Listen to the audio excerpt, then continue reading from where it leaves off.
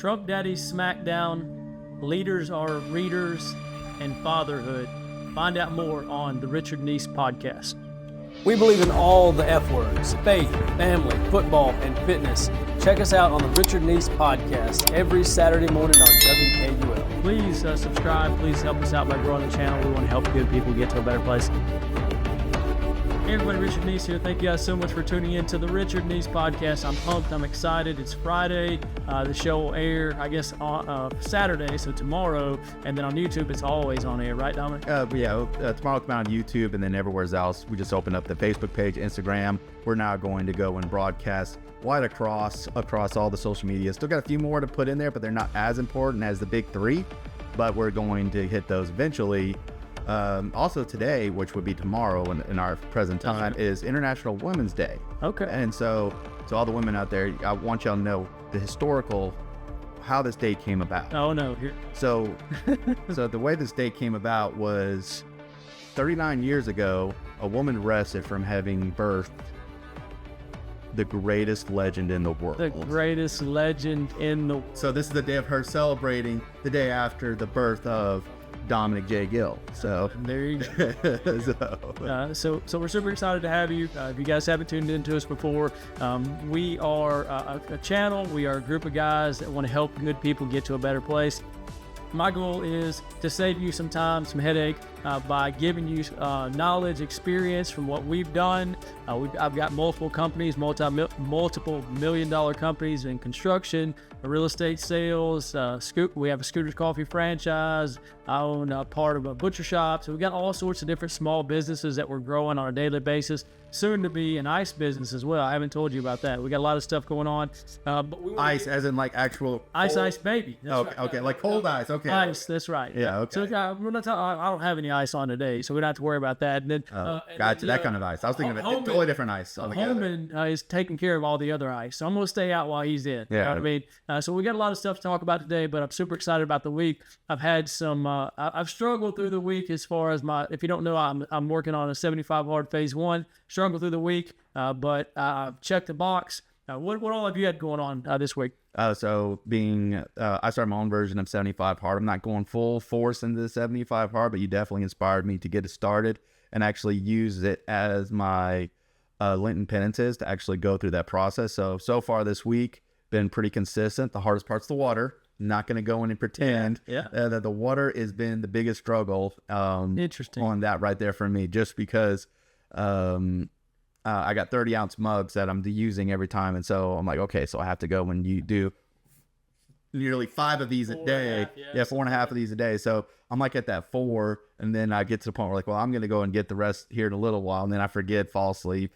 So what I like to do is I like the small water bottles, 16 ounces. And what I try and do on that is I try to knock them out by time frame. So by 8 o'clock, I've got to have 3 done. By 9 o'clock or 10 o'clock, I have so many done. But what really helps me is I drink a bottle of water as soon as I wake up in the morning, so I get ahead. It also helps other things happen as far as absolutely physiologically. And then when I work out, I drink one, and then I also drink one with a protein shake when I finish working out. So I'm 3 in by 7 o'clock in the morning. So it helps me on that side. A lot of people struggle with the water, though, don't they? No, don't. So I know you got some cool topics that we're going to be working on today. I kind of teased them on the front end. What do we got going on today? So today we got several subjects. We're going to be a lot more, going to start working on being structured as we discussed beforehand. We tend to go off on a lot of rabbits and stuff. Oh, yeah. And so now today, I definitely want to talk about things that are important to me personally and decisions I've made to help grow in those things. So I want to speak about fatherhood, but we're not going to get into right now, but Sure. kind of tease that out a little bit, not because I'm such a fantastic father, but because I'm an expert at it because I fail so often. Well, and you have quite a few to practice on, right? Yeah, it's very variants of every single one of them. They're all different. I think that with fatherhood, it's the foundation of being a leader as a man. Your family is that smallest unit. And then what you do as a father usually translates and grows into other organizations, whether that's civic organizations, whether it's military, law enforcement, whether that's a business. So that's not society as a whole. Society as a whole, absolutely. Mm-hmm. And I think that is one of the biggest challenges we have, or the biggest struggles in our world today, is men not leading. And that starts in leading at home. And that doesn't mean tell your wife everything she needs to do or that she didn't do, but leading the whole family into a position or in the direction that you believe God has called you to go into, and trusting in that. And I think that there's a lot of secularism that pulls away, feminism that pulls away from the traditional father. But I do think that regardless, there are two roles for a reason, and both people doing those, both husband and wife doing those in a certain capacity, are the most important thing in our society as a whole in determining how we do. Absolutely. No, I couldn't agree with you more. Again, it's the one role that I had looked forward to before I even knew what I wanted to do in life. I knew that I wanted to be a good dad. I wanted to be a good father. Absolutely. Mainly due to, you can say, wounds of others and wounds from myself that you can go through. And it was one of those things that I felt passionate about. And in fact, whenever one of the first conversations I had with my wife before we even started dating was she tried to scare me off. I asked her what she wanted. Is that what it was? Yeah, she did. She was like, she asked me, I asked her, well, what do you want in life? And she just said, I'm going to be a mom of 12 kids. And I said, well, guess what? They may have scared off the last guy, but it did not me, because I want that as well. I used to have a saying, ironically, I said that I wanted 12. We only have 4. I think you're outpacing me by 2 now. Hey, combined, we got a dozen, man. Combined, we got a dozen. But I used to say that if 12 was good enough for Jesus, it's good enough for me. It's my little disciples. And that's basically what they are, little disciples. They're going to take every word that you say and they're going to do it. And so there's tons of country songs and stuff like that talks about, fatherhood and how you kids look, but look after you and try and do what you do. But at the end of the day, it's very, very true. I mean, my kids, I see it on a daily basis. When I eat poorly, my kids eat poorly. When I'm working on 75 hard and trying to do different exercise programs, they want to be involved in that. My son, when he sees me reading, he wants to read like dad. And we talked about this, I think it's been about a month and a half ago when we talked about Wild at Heart and Way of the Wild Heart. And I actually gave that book out to a couple of my employees, my team members, because they were in similar situations where their father dynamic wasn't present, or it was too present. Wasn't my brother, was it? It was. No, I do think that Dominic's probably read that book, or Dominic, Francis probably read that book a couple times, but it really opens up your mind to some of the wounds and what happens to you and how you view yourself overall. And you know that. You've read it a couple times. No, yes, several times, for sure. So we said we weren't going to jump into the fatherhood side, but I think we should just go ahead and do it. All right, yeah. So 4 minutes. So we tease right into it. So I guess the first thing you got to look at is the way society portrays fatherhood, and that it's actually intentional. And I think that it's one of those things where if you start weakening a nation, you can destroy the nation. And the way they attack the nation is by trying to destroy the core, the head foundation of the family. In order to break the family down, they start by attacking the father. Sure. And so you can start looking back in the ways that they portrayed fathers just in television and movies. I agree 100%. That it used to be where, you had the Charles Ingalls or the Ben Cartwrights or, sure. Oh my God. Well, to be fair with Ben, he didn't have a wife. So, I mean, he was the father and the mother. Yeah, right. Absolutely. So you do have all these portrayals of society and men, and then all of a sudden, then you come down years later, and then you have, Peter Griffin, Homer Simpson, that you can see nowadays, who are just complete laughing stocks of parents, even though it is a cartoon. But you start looking at all these Disney sitcoms of back and forth all of these years of these kids being inspired by the dad being a complete dummy. Well, how about some that people, I love these shows, but how about King of Queens? 100%. They don't have kids, but it's a husband-wife duo. And then also everybody loves Raymond. Yeah. So Raymond, I love that show and I love the humor in it, but it definitely portrays Raymond as being a knucklehead. He's really smart in writing. He makes the money, but at the end of the day, he's the idiot inside the home and everybody picks on him and he's always the weak one. And you see that kind of stuff. And that really, really bothers me. So I think that's a great point. That wasn't planned. That's right in line with what I see on a regular basis as the male role model, whether it's father or husband of the group, not leading the family as a whole, but the wife leading. You need both people to do their part in order to have an effective family unit. Absolutely. I mean, it's one of those things where they talk about the father being the head and the woman being the heart of the home, mainly because of with the head itself. And again, I don't think that it's going to probably stir some feelings up with some people, but it just happens to be factual that Men tend to be more rational decision makers. Sure. Yeah. They don't tend to make decisions based off their emotions. That's why it's easier for a father to abandon their children versus a mother than a mother to abandon their children. For the flip side, I'll just show an example of how it can be backwards on it all. But with that being said, is that when it comes down to making decisions in the home and the consistency of it, a man coming in can make those decisions with no emotion attached to it without worrying about their feelings. Sure. They can paint things in a black and white way. Doesn't always have to be black and white, and that's where the emotion comes in from the mother. But they do things a black and white way, which creates stability, which creates structure, which creates an organization. And the thing that children desire most is to know where the walls are. Yeah. They want to know, what are their boundaries? Where's that hard limit? They're always testing that boundary. And whenever you have a father who understands his role, he sets up that boundaries and he becomes firm and stern on those boundaries. He doesn't have to always be a militaristic type of a person where they're so strict they can't do anything. That creates rebellion. But whenever it comes down to having these boundaries of saying, this is a line you do not cross, and when they cross it, they pay the consequences. Absolutely.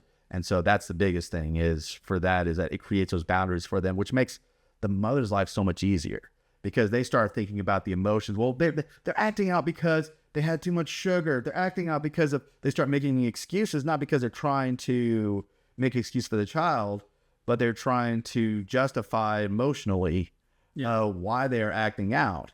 And so therefore they start creating excuses, and these children start pushing that boundary farther and farther. I agree with that. I think the family unit is so important in that where it's a decision-making process. But unfortunately, and a lot of people will get upset about this, when you have a tie, how do you move forward? And that's what it comes down to. Who's going to make the hard decision in the end? And I'm not saying there's a lot of really, really strong women out there that had to step in that absolutely. role. But what I'll say is, you talked earlier about men abandoning their family, which has created a situation where the woman has to be both the mother and the father, which changes the whole dynamic. There is no man that can be both the woman and the man. There's no woman that can both, and you're both suited for the role differently.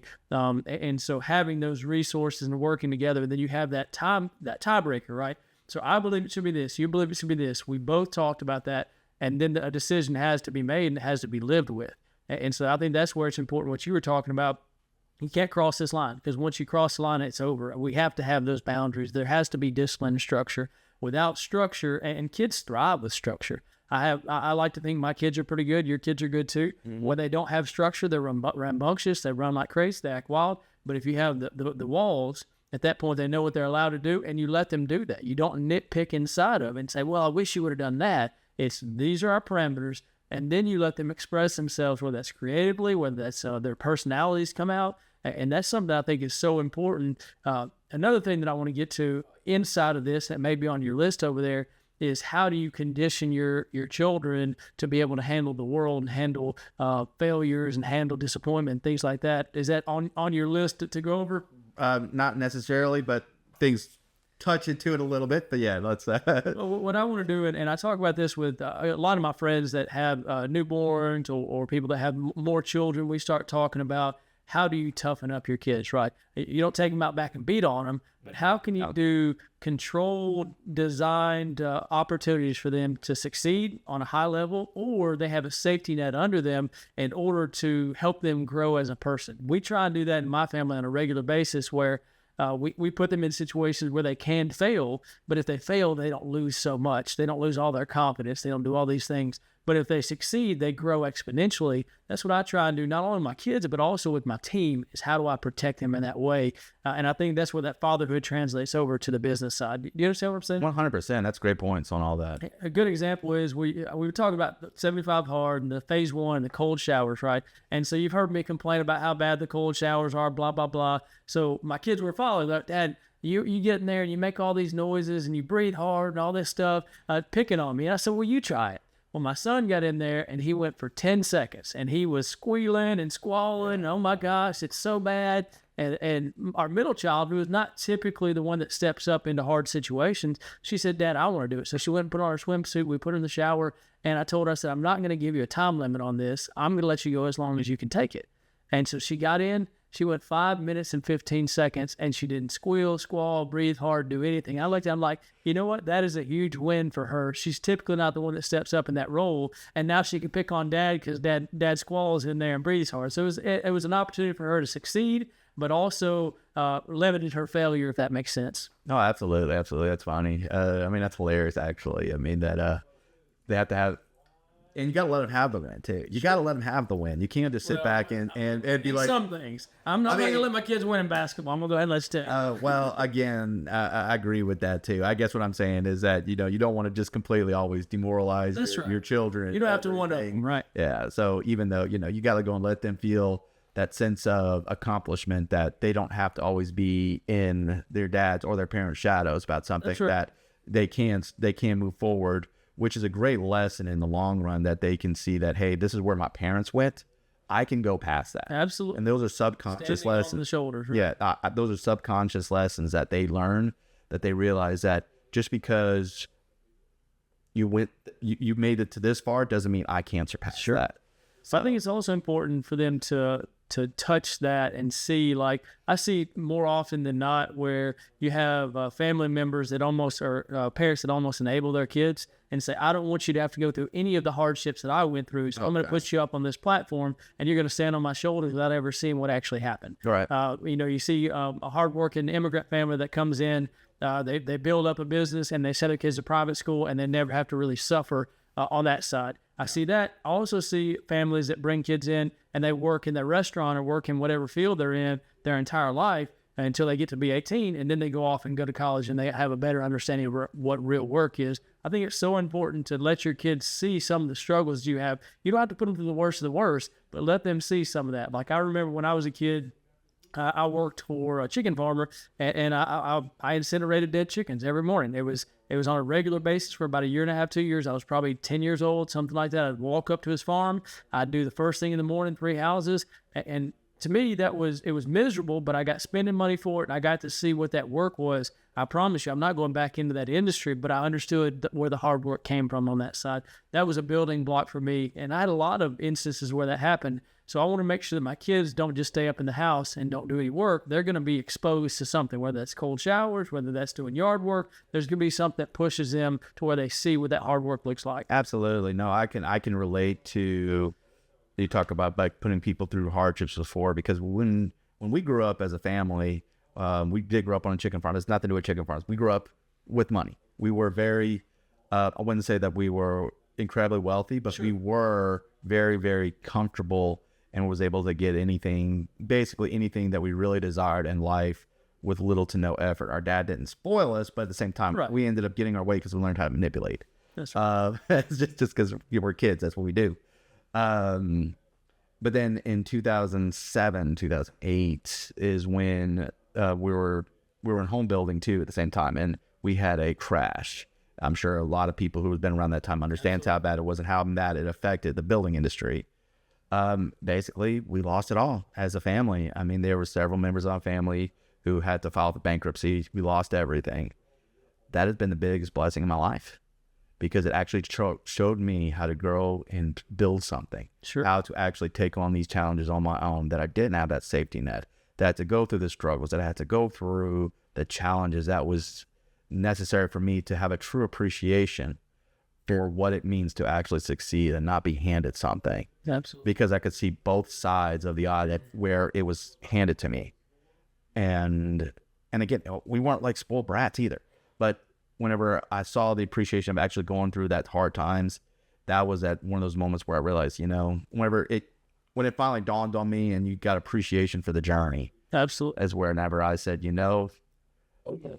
as much as I want to help my children out, I don't want to rob them of something like this. Sure. I know it sounds terrible because it sounds like you're going to go and put them through torture, but it wasn't. It was a growth process that I needed to learn how to become a better father, husband, salesman, entrepreneur, businessman, just overall in life. It helped me in every single way because it gave me appreciation due to the hard circumstances that, and they weren't even like, oh my gosh, so hard. They weren't depression times, but we started from nothing again. We started from nothing again. Absolutely. Well, I mean, all of these lessons in regards to parents, but in particular fatherhood, it's important to realize early on and learn from those fathers around you too. I mean, whether that's your inner family, multi-generational, if you're your father, your grandfather, learning that type of stuff, understanding, it gives you new perspective on the things that they did and why they did them. And then there's also a turn in that too. And I think you and I are both at the age where we can look at our father's sins, we can look at our father's strengths and weaknesses and say, I understand you now. I'm not necessarily forgiving you for everything that I think that happened, but I understand why you did the things you did, or I understand the position you're in and what you're trying to help me learn. And to me, I've talked to many, many people that have had bad relationships with their dads. Usually it takes into the 30s before you start seeing that. In your 20s, you're so mad at dad that you just want to get away from him. You want to be everything he's not. In your 30s, I've seen this, like, I understand a part of what happened. I understand how you didn't have as much time for me because you were trying to build something else. Or I understand why you were tough on me. I understand why you weren't tough on me. I mean, that's so crucial in understanding what that overall philosophy is of this is how I'm going to help my kids prepare until they become their own man or their own woman. And at that point, I'm an advisor then. There's not a whole lot I can do after 18 to 20 years old. They've made their decisions. Now I can advise, and then hopefully they'll listen to me on that advice too. But molding happens those first 16 years, I would say. Absolutely. So question popped in my mind. Yep. You were just talking just there. So how do you structure that balance? Because we say we understand where our dads came from. So like you want to be there for your children, but you also got to go and take care of yourself first. And you have to put the oxygen mask on you first before you can go and start helping them on their problems. You can't drop everything in the world to help your children out like we thought they should as a teenager or whatever. How do you balance that in your perspective from where you're sitting? I think that the key that you just said was perspective. You got to make sure your kids have perspective. So whenever my kids start complaining about a hardship or they didn't get X, Y, or Z or A, B, or C, then I try and spin that and say, well, let's look at somebody that's in a worse position. Let's look at somebody that doesn't have a father or mother. Let's look at somebody who didn't get any gifts, or they're working it out in the fields and having to take off, or they don't have somebody taking care of them. Perspective's important on that side. So then it, in my mind, it reframes the way that they think. And then they say, oh, I see what you're saying, Dad. So my kids are very, very logical. They're not really emotionally driven. We've got one that may be a little more emotionally driven, but they tend to take what I'm teaching and then apply that, because we try and have, I would say, weekly, if not daily, powwows. You have your dinner table, and we go through lessons, and we don't hide things from our kids. We just build a foundation for them, and then we start trying to build a house up with them. So we don't give them all, like, we don't expose them to transgender and this and that, but we do explain, biblical teachings and what God teaches. We explain hardships. Like if we have a struggle within our business, we may talk to it about our kids. We're not saying names, but we'll say, this is what happened, and this is why I'm doing this. And then one important thing is I was talking to my oldest daughter, she's 13, and I tried to explain to her that everybody paints with different colors. And we've talked about this before. Mine may be more black and white, or gray colors. Some people may have more beautiful colors, but you have to realize that not everybody's telling you the whole story, because they only have certain colors. And so to get the whole story, you've got to look at the whole perspective and not just one person's point of view. And we try and give them that. And then just like we were talking about, we take those instances and say, what would you do? I mean, you're talking about a multi-million-dollar company, but in this certain situation with Bob, he did this. What do you think we should do? What do you think is, and we see what their response is, and based off their maturity, we'll see how we can teach them or guide them on what we think is the right thing based off of that. And so I was weaving like Donald Trump on that one, but does that answer the question? Yeah, I believe so. So. That's a good question. It's difficult, with boys in particular. We have one boy and 3 girls. We're both girls. We're both got more experience with girls and boys, right, for sure. That's right. But like with Thomas, what I try and do is I try to make it to where I make sure he knows he has to submit to me as the father and submit to our family, because he's a part of the unit. But I'm never going to push him so hard that it breaks his will, breaks his spirit. Because once you see a boy or a man's will broken, it never really recovers. It's hard to see it recover. Does that make sense? Absolutely. I was talking about, the Mustang and the gelding. It's that once you if I remember right, a gelding is a neuter Mustang. That's right. And once they neuter the Mustang, it loses its entire spirit and everything. And you got to make sure as you're raising, especially children in general, but especially boys, that you don't ever neuter them in order to fit what your narrative is on it all. Well, boys are already struggling in this world today because they're being told that everything about them is wrong. That's right. Everything about them is wrong. Powerful hero, the thing that they've always wanted to be. Sometimes they see dad as that. I hope mine do. They usually say they do. But that strong, powerful hero is wrong for saving people or for stepping into somebody else's business. And so when you take that away from the boys, what do they want to become at that point? Like my son wants to be a builder. He wants to create things. He's much better than especially at his age, but even now, he's much better at fixing things, understanding the intricate details of it. And it makes me so proud. I'm not skilled at that kind of stuff. I build businesses, not houses. He wants to build houses. He wants to build buildings. And he's very technical on that side. So how do I foster that, put him around people that can help him grow in that way and show them as being heroes that he wants to be as well? You just have to continue to take that soil and fertilize it with the right things. It's going to be different for my son than it is my daughter. My daughter is one of them is very emotional. Another one is very logical, and she wants to be a tax attorney. Well, I might have pushed a little bit on that. So, but she thinks in that way. She wants to be an accountant, and then she wants to work in the taxes. So that soil is going to be fertilized different than my son's soil, who he wants to build. So how can I put them in the right context? How can I give them the right books? How can I encourage that? Even if it's out of my comfort zone, how do I take advantage of trade shows and things like that so he can see that, and you can see that mind blossom? Absolutely. And that's one of the things I did have on my notes earlier was outsourcing learning skills. Is that one of those things is that as a father, we want to be there as much as we can for our children, but it's okay to outsource those skills to other people from time to time, because a lot of times when they say an involved parent, the parents are always right there with them, helping them with their homework, helping them, to trying to fill the gap of what those children wanting to be, trying to be that answer to those questions. And sometimes you have to be okay with just saying, hey, look, this is the professional. This is the person that you need to do. And you're on your own at this point without my help in order to go and achieve this goal that you want for yourself. So, and it's such a balancing act. And I know we're getting close to the end of the show. The balancing act is I want my son, my daughters to see these other people as being experts in their field. But I also have to let them know these people are human and they have weaknesses. They aren't superheroes. Dad's not a superhero. I'll do everything I can, but I do have weaknesses. I think there's ego involved on the front end. My son, tell my son I'm not good at something, it's pretty tough to do. Yeah, absolutely. But I think there's also a protection of my daughter wants to play the violin, and you've got a male violinist that's an expert, but maybe his social skills aren't great, or maybe I'm concerned about other things. And so for her to completely open up to this violinist that's a man and is 50 years old, I'm not comfortable with that. So there's got to be certain levels of protection based off of each child and also based off of what they're doing.